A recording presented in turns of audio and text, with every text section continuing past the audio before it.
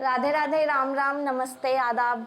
आज की कविता कुछ सिचुएशन पर है। जब द्रौपदी का चीरहरण हुआ था तो उस समय चीरहरण के बाद जब द्रौपदी अपने कक्ष में थी तो उस स्त्री के मन में क्या व्यथा चल रही होगी उस समय, जिसका आत्मसम्मान दांव पर लग गया। क्या वो सोच रही होगी, क्या जानना चाहती होगी। मतलब बहुत कुछ एक स्त्री के मन में चलता है जब उसका आत्मसम्मान दांव पर लगता है।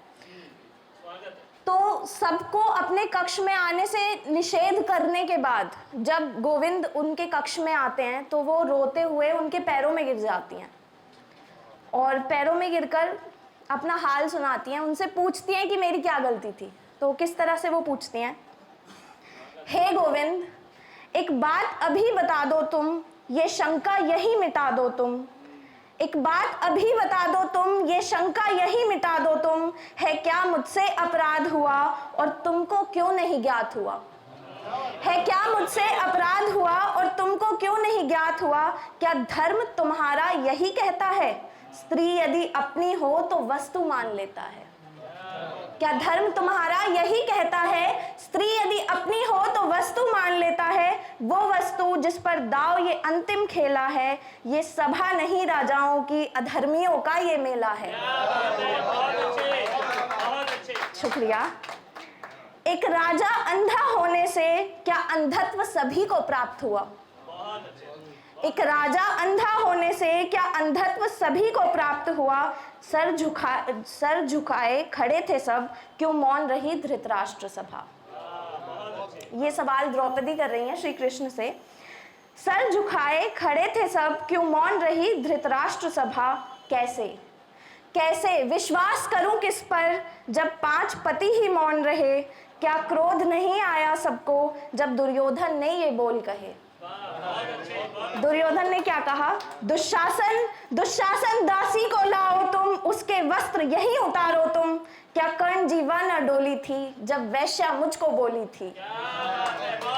क्या कर्ण जीवा न डोली थी जब वैश्या मुझको बोली थी। बुद्धिमत्ता कहाँ गई विधुर की। बुद्धिमत्ता कहाँ गई विधुर की। पितामह भी कुछ न बोले, क्या गंगा भी अब मैली थी। बहुत अच्छे बुद्धिमत्ता कहाँ गई विधुर की।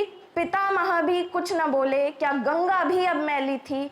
आप कहाँ गए थे मोहन, आप कहाँ गए थे मोहन, जब शकुनी के पासे उछले थे। कुछ कुकर्म हुआ था मुझसे ही, या कर्म मेरे ये पिछले थे। इतना कुछ कहने के बाद, शुक्रिया, इतना कुछ कहने के बाद वो अपने ऊपर ही इल्ज़ाम लेने लगती है। वो उनसे कहती हैं कि मैंने शायद कुछ अपराध किया होगा। तो वो यही सवाल करती हैं कि क्या अपराध हुआ मुझसे, या कर्म मेरे ये पिछले थे। इतना सुनते ही केशव भी कुछ अकुलाए थे। अब केशव जवाब देते हैं उनका।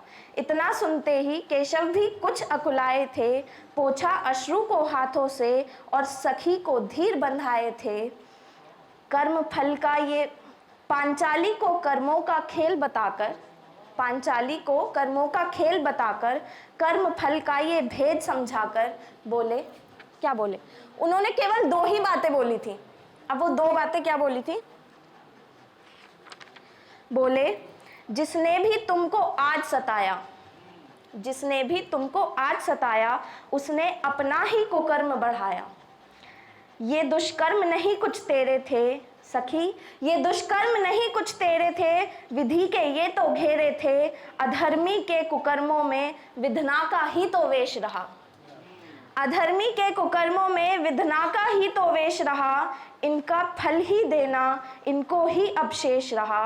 दंड देना ये निश्चित है, दंड देना ये निश्चित है। फिर सखी क्यों मेरी चिंतित है। उठो द्रौपदी अब धीर धरो, उठो द्रौपदी अब धीर धरो। नियति कर्मों के फल स्वरूप अब तुम भी अपने कर्म करो, अब तुम भी अपने कर्म करो। धन्यवाद।